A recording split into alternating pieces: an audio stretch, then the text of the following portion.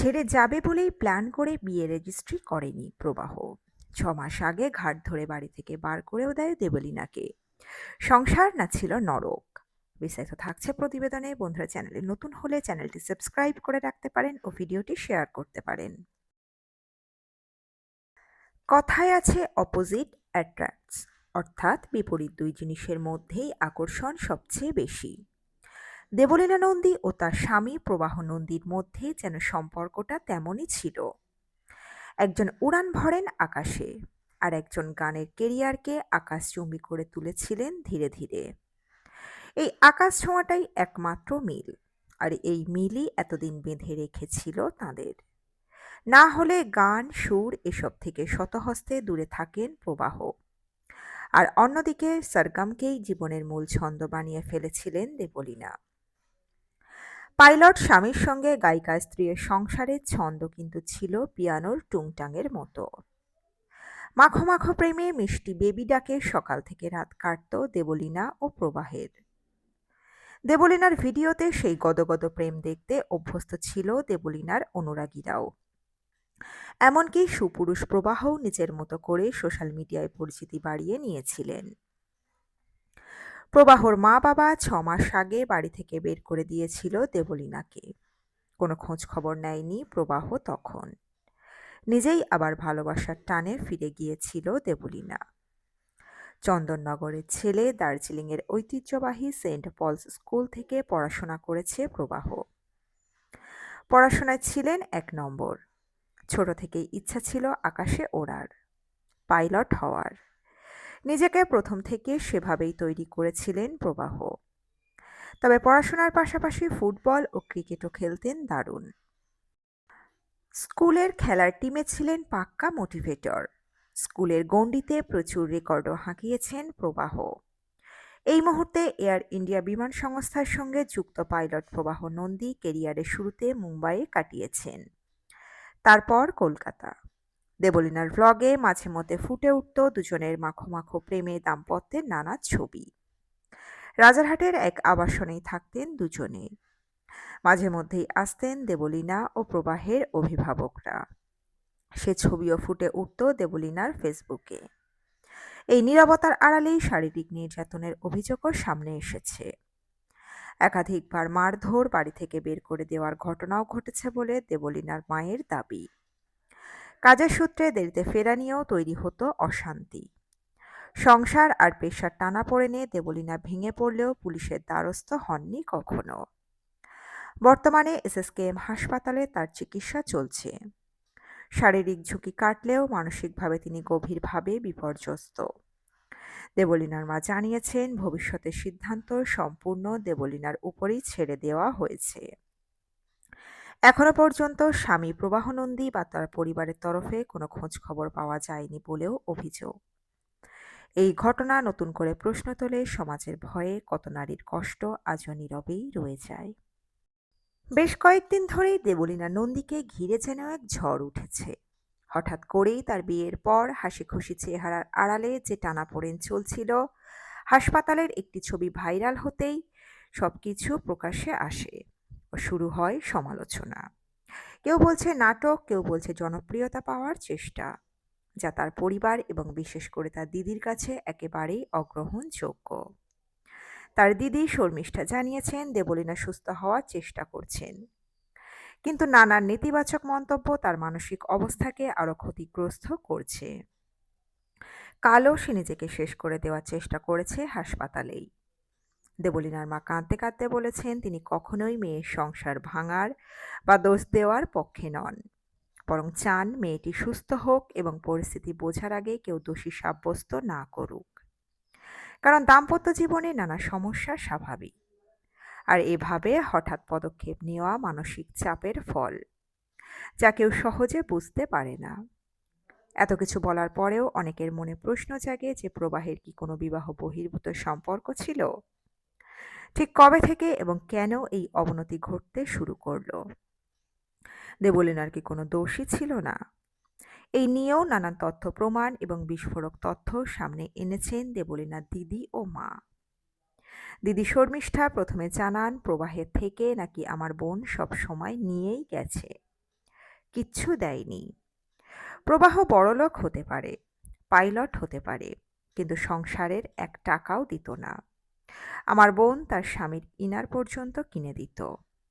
এতটাই অন্ধ ছিল ওর ভালোবাসা যে রোজ অত্যাচার সহ্য করে হাসি মুখে থাকত। মূলত এইসব ঝামেলার সূত্রপাত গত বছর পুজোর সময় থেকে। একদিন শো করে ফেরার পথে একজন অনুরাগী দেবলীনাকে জানতে চেয়েছিল যে প্রবাহের সঙ্গে কোথায় দেখা, সেখান থেকে কিভাবে সম্পর্ক হয়েছে। খুব সরল মনেই আমার বোন তাকে বলেছিল যে কোথায় কখন দেখা হয়েছে, আর আশীর্বাদের তারিখটাকেই ওরা অ্যানিভার্সারি হিসাবে পালন করে। সেই সঙ্গেই ও বলে যে রেজিস্ট্রি হওয়ার কথা ছিল সেদিন, কিন্তু প্রবাহর ফিঙ্গারপ্রিন্ট না মেলায় হয়নি। খুব তাড়াতাড়ি করে নেবে সেটাও। ঠিক তার পরের দিন থেকেই অশান্তি শুরু, যে কেন ওটা ভিডিওতে বলল। এর সঙ্গে তিনি আরও যোগ করেন, এমন ঘটনা কোনোদিনও হয়েছে বলে জানা নেই যে হঠাৎ করেই কারো ফিঙ্গারপ্রিন্টস মিলছে না। হয়তো ওদের প্রথম থেকেই পরিকল্পনা ছিল রেজিস্ট্রিটা না করার।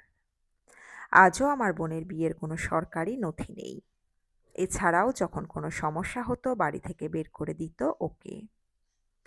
একদিন আমাদের সবাইকে বাড়ি ডেকেছিল, গিয়ে জানতে পারি যে ওকে আর বাড়িতে থাকতে দেবে না ওর শ্বশুর।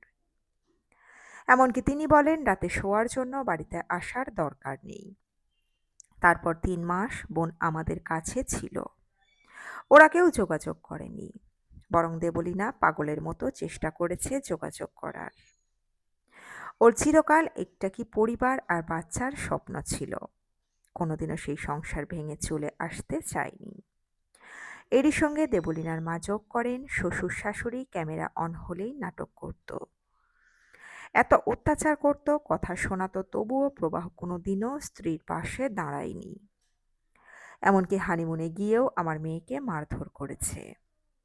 থাইল্যান্ড থেকে ওরা ফিরতেই কপালে কাটা দাগ দেখে জিজ্ঞেস করতেই বলেছিল সবটা। শাশুড়ি মিথ্যে ভ্লগ বানাতে বলতো, যেখানে খাইয়ে দেওয়ার নাটক করত।